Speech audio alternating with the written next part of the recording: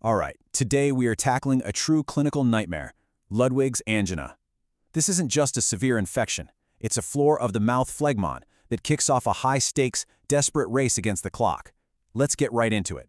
Yeah, this quote absolutely hits the nail on the head. It's not just a bad infection. It's an anatomical catastrophe in the making. A total collapse of the body's natural barriers, where the ultimate price is a closed-off airway, and that can happen in minutes. So here's our game plan. We're going to break down why it's such an emergency, look at the bacteria behind it, cover the critical how to treat it triad, talk prevention, and then explore the terrifying complications before we wrap it all up with some real-world case studies. So first up, the anatomical emergency. What makes this condition so incredibly dangerous? Well, it all comes down to the unique and frankly treacherous anatomy of your deep neck spaces. So what exactly is it? It's this super aggressive cellulitis on the floor of the mouth. And the two words you absolutely have to remember are brawny and non-fluctuant. This isn't some soft, squishy abscess you can just drain. No, this feels like a piece of wood under the skin, this hard, woody texture. And that tells you one thing. There is a ton of pressure building up in a space that has nowhere to go. The real anatomical villain here is a muscle called the mylohyoid. Picture it like a muscular hammock slung across the floor of your mouth. Now, here's the problem. The roots of your back molars, especially the second and third ones, often hang below that hammock. So when one of those teeth gets a nasty abscess, the infection doesn't pop up into your mouth. Instead, it takes a shortcut, a direct shoot, straight down, plunging into the deep, dangerous spaces of the neck. And you know what's really shocking about this? In a staggering 75 to 90% of cases, this whole nightmare starts with a simple, infected tooth. This isn't some rare exotic disease. It's the devastating endpoint of what happens when a tooth abscess is ignored. And the progression is terrifyingly fast. I mean, a patient can go from stage 1, just a toothache, to stage 3, a full-blown airway emergency with that high-pitched breathing sound called stridor, in a matter of hours. The moment you see that tongue getting pushed up and the patient drooling because they can't even swallow their own spit, those are massive red flags that the airway is about to slam shut. Okay, we get the anatomy. Now let's identify the enemy. The microbiology here is complex. It's like a battlefield with multiple types of bacteria all working together. Right away, you run into a classic clinical conflict. Textbooks say get cultures before starting antibiotics, but in reality, there is no time. The clinical imperative is to save the patient's life, and that means starting antibiotics now. So the pragmatic approach is this. You draw blood cultures right away, you get those drugs flowing, and then you get the good deep tissue samples when the patient is in the operating room for drainage. And when we look at those cultures, one thing becomes crystal clear. This is an anaerobic party. You know, bacteria that thrive without oxygen.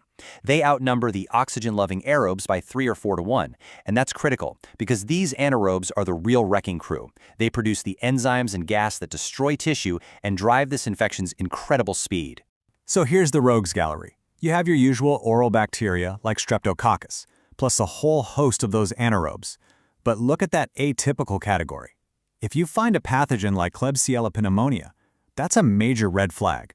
It should immediately make you investigate the patient's immune system, especially for things like undiagnosed diabetes. Okay, now for management. The approach has to be aggressive, it has to be simultaneous, and you can sum it all up with a powerful mnemonic: air, drugs, and steel. These are the 3 absolute pillars of care. And let me be clear, this is not a sequential checklist. These 3 things have to happen in parallel, all at once, coordinated by a full emergency team. There is 0 time to waste. So let's break that down. Number 1, air. The airway is everything. Asphyxiation is the #1 killer here. That means getting your best airway team, anesthesia, surgery to the bedside immediately for a possible awake intubation or even a surgical airway. At the same time, drugs, high-dose, broad-spectrum IV antibiotics. And finally, steel. That means the surgeon's scalpel to get in there, decompress those tense spaces, and get the infection out. Now, for those drugs, you have to go broad and potent from the very first dose. A standard choice like ampicillin sulbactam is a great start, but for sicker patients, or if you're worried about something like MRSA, you escalate the regimen. And this isn't a short course either. We're often talking several weeks of IV therapy, all guided by how the patient is responding. Okay, so that's for adults. But what if your patient is a child? The principles are the same. But the application is totally different, and it creates an even more high-stakes challenge. A child's airway is not just a small adult's. Their tongue is relatively huge, and their airway is narrower, which means the same amount of swelling can be catastrophic. You can't do an awake intubation, so you need a pediatric specialist. But here's an interesting twist. Unlike adults who almost always need surgery, more than half of kids with Ludwig's can be successfully treated with just aggressive antibiotics and careful ICU monitoring. All of this brings us to a really crucial point. If this terrifying disease almost always starts with a simple toothache, then its ultimate treatment isn't in the hospital at all. It's in prevention. Since 75 to 90% of cases are dental in origin, you could argue that Ludwig's angina is really a failure of primary dental care. Prevention is all about rigorous infection control. In fact, a confirmed sterilization failure in a dental office is a reportable event. But this also highlights a huge public health issue: lack of access to routine dental care. This is about more than just clean tools. It's about stopping a toothache from becoming a fatal disease. So what happens when prevention fails and treatment is delayed? The infection doesn't just stay put. The fascial planes, the layers of tissue in the neck, they become anatomical superhighways for disaster. And these are the devastating outcomes. The infection can spread down a path literally called the danger space, right into the chest, causing a condition called descending necrotizing mediastinitis. It can erode into the carotid artery, causing a fatal bleed, or just lead to overwhelming sepsis and septic shock. And the mortality rate for that descending necrotizing mediastinitis is absolutely terrifying. Even with modern surgery and critical care, nearly 40% of patients who develop this complication will not survive. This just underscores the absolute urgency of containing the infection in the neck.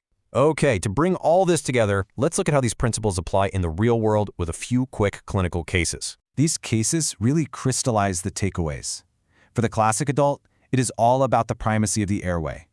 For the complicated patient, it's about recognizing red flags that demand a wider investigation. And for the child, it's knowing their unique anatomy dictates a totally specialized approach. You know, Ludwig's angina is a true medical emergency, but it's fundamentally a preventable one. Its existence in modern medicine is a stark reminder of the critical link between oral health and systemic survival. The ultimate cure isn't found in the operating room, but in the dental chair.